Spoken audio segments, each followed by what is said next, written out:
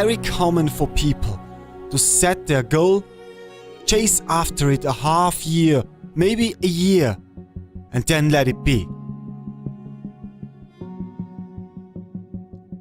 Because they face some struggle, because they face some obstacle, because they realize it's not as easy as it seems to be in the start, in the beginning. So they give up their goal, their dream.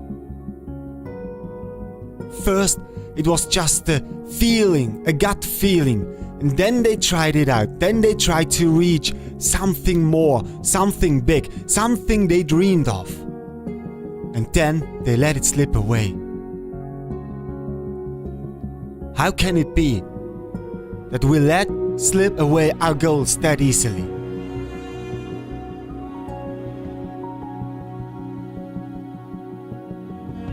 You have to be clear about what you want. You have to be so clear that no doubt, no failure, nothing outside of yourself and inside of yourself will ever change your goal. Think about it as long as you have to, but as soon as you've set your goal, don't change it any longer, as long as you don't have reached it. Only change your goal at the peak of your performance. You're only allowed to change your desired wishes, your dreams, if you have reached them. Then you can adjust the end goal. Then you can set out for higher targets. Then you can go to change your mind again. But never stop halfway there, just because it's hard, just because you don't believe in it anymore, and just because people are saying that you'll never reach it.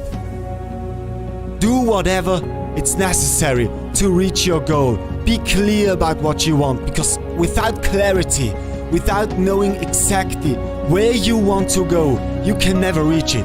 It's the same as I'll give you a map and tell you to go somewhere. You will never reach a destination that is worthwhile walking all the way.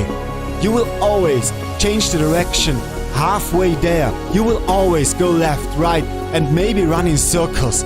And if you don't be careful, you will run in circles your whole life. So set out your clear target, know what you want, and chase it with everything you have.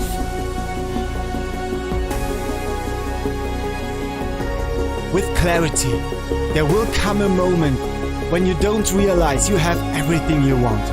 You don't realize if you start to dance on the streets in the middle of the night, because nothing, absolutely nothing, can change your mind, your passion, your desire, and the fact that you will reach your goal. This could be the greatest time you ever live if you control what you focus on, if you find a more empowering meaning, and if you decide to model the actions of those who succeeded before you.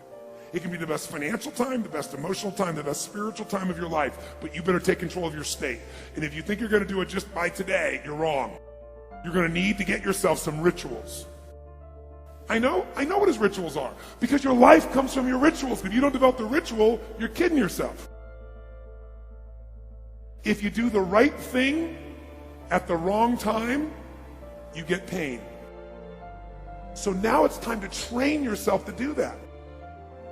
And what about that are you grateful for? What do you focus on that makes you feel grateful? How does it feel when you're really, truly feeling filled with gratitude? If you wanted to be excited about your life right now, and you're willing to be excited, you're willing to buck everybody else's trend, what could you feel excited about in your life if you wanted to feel excited? What could you get excited about if you really focused on it and you really took it in?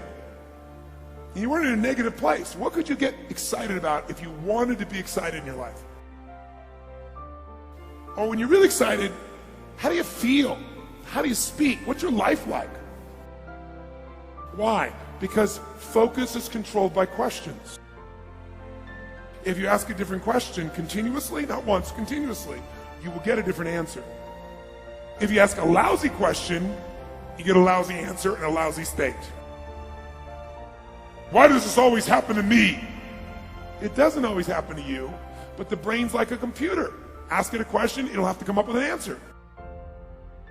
Just stop and think about what's most important. Think about why you're here. What's the purpose of your life? Step out of the moment and into eternity.